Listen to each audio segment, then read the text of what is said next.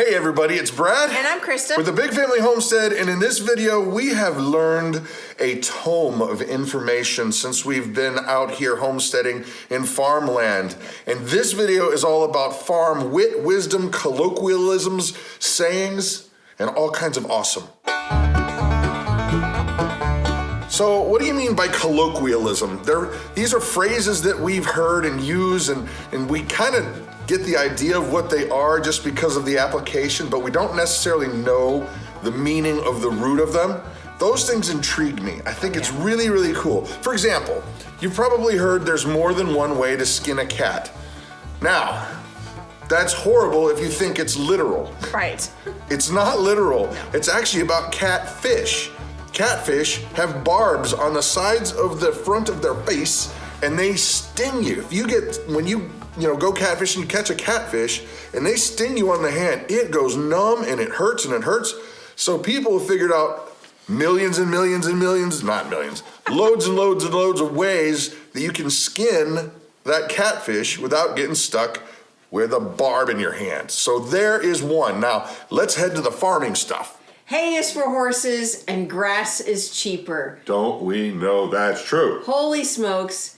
You know, I heard this growing up. My dad would always say it to me, and I never really understood what it meant until we had animals here. Well, hay is expensive. Hay is expensive. And you know what? If you could just let your animals graze on grass, it's a heck of a lot cheaper, trust me. They won't graze on snow. No, they don't. Actually, in the beginning when there was only a little bit of snow, they would push it around and try and find stuff underneath, but grass is cheaper. Grass is cheaper. Thick as ticks on a dog's back. Now this one is kind of ribbing on your neighbor who has quite a few weeds in his yard. They're as thick as ticks on a dog's back. This is awesome.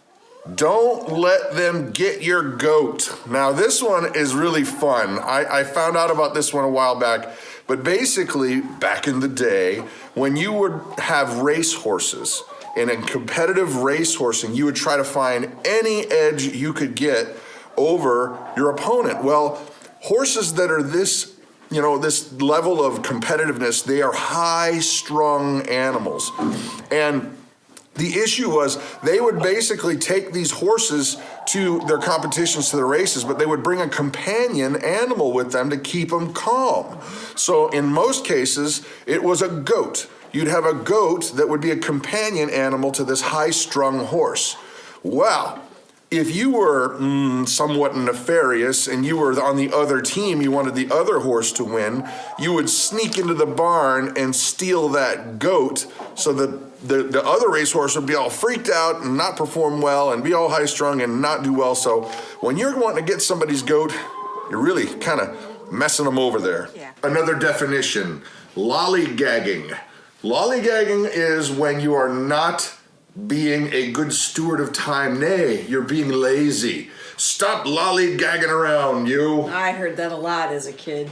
Bringing home the bacon is an indication you gotta bring home money to feed the family. But you can also bring home the pork to feed the family too. So in the farming world, it's literally raising the pig because that's gonna pay the bills. That's gonna set you straight financially. Yep. Rode hard and put away wet. That is to say that you look really, really, really bad. And the definition came from when if a farmer or a person that has a horse was not treating their animal very well in terms of they would work them hard, they'd be sweaty and nasty and all haggard, and then they wouldn't treat them right and they wouldn't clean them up, they would just put them in their stall, and that was that. So rode hard and put away wet. Let's not do that for our animals. No. This food is downright edible. We've had a few of those where it's, well, maybe not so edible, but it's where, the meal is really good and it's just downright edible. It's a compliment. It's a compliment that's said in a funny way to say, man, my wife, she is awesome at what she does, and this food is downright edible. Like a chicken with its head cut off. We know that to be running around crazy, crazy, crazy. Well, the thing that we learned that's a real live thing is that if you process a bird and you go whack and the head comes off, something terrifying happens. It does run around if you don't have it contained, and it's like Mount Vesuvius with fluids, and it's running and it's crazy and flapping like a chicken with its head cut off. From the horse's mouth. So you're gonna wanna take a person's word for what they say, but you have to look in the horse's mouth to find out how the teeth are. If they're telling you the truth. If they're telling the truth. So if somebody's trying to sell you a horse, the only way to know if they're telling you the truth is to start looking around in there, the dental stuff, so you can really know, are these guys telling me the truth? Right, because you can tell by the teeth.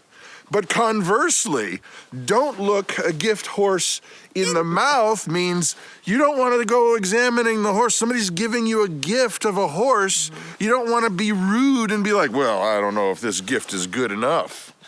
Don't look a gift horse in the mouth. Pretty is a shiny red pickup with a good spare tire. Now that...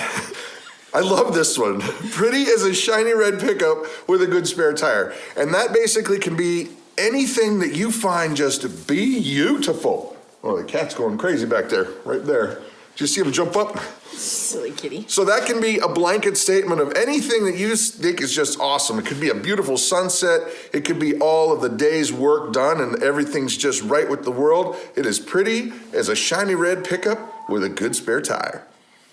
By hook or by crook.